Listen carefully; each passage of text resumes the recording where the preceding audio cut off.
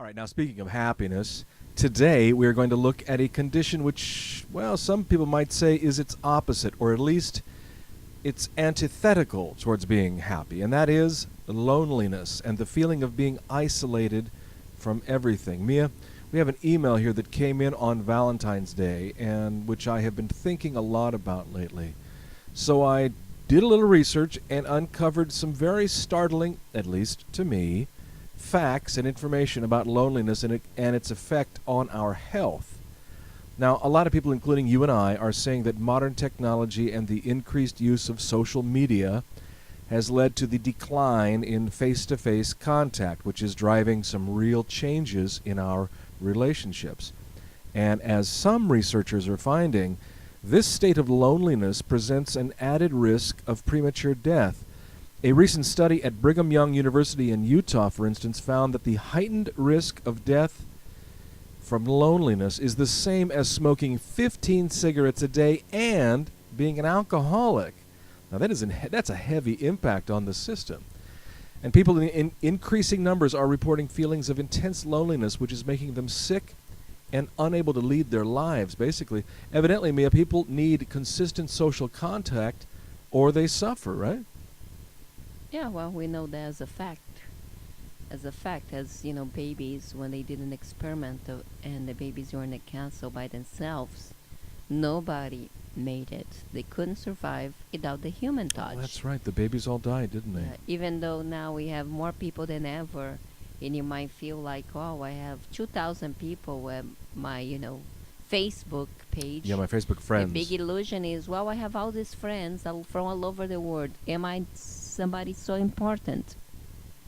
But the truth is, as though, you have your friends from all over the planet and you can chit-chat, they are not there to hold your hand for when you are crying or to share a meal. You can show the picture, you can show yourself eating, but it's not the same as you have somebody right there in front of you savoring the food, whatever you might do.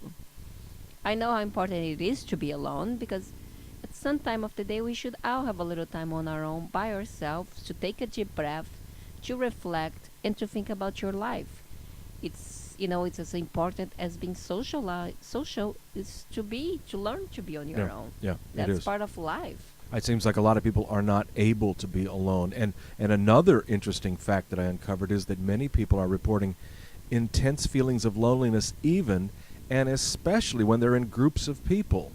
And these feelings are strongest in young people. As the older we get, we seem to handle isolation better. Because also at the same time we are learning more and we want to be deeper into what we do. And on the other hand, you get with people and people don't go very far. Or most of the people, when you get with them, they are looking at their Facebook or they are showing you what they see on the internet.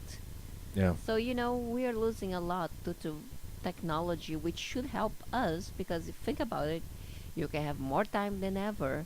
And a lot of times you might prefer your friend on Facebook that you can turn off the computer if you get mad. But if you have somebody right on your face, how are you going to turn them off? Yeah, this is true. How are you going to delete their friendship? It's not that simple. It takes a little bit more efforts. And because, we don't know how to communicate when you are together, you're still going to be alone. Because you need to learn to mingle with others. And how do you do that?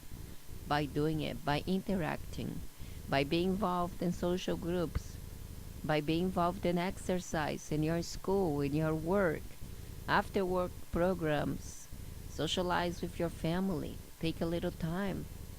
All those things take efforts, and the truth is we don't really want to put a lot of efforts towards our life.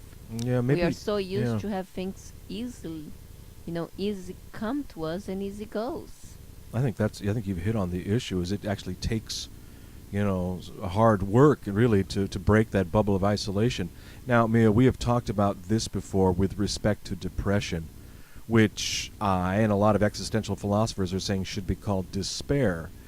As it is an inevitable result of living in a society which increasingly fragments, separates, and isolates everything, especially its people. But clearly, people are becoming more and more isolated from each other. That is obvious to us, right? Well, it's kind of absurd if you think about it. We never had the same amount of human beings on the planet. And then on the other hand, we are lonely. What's that reflecting?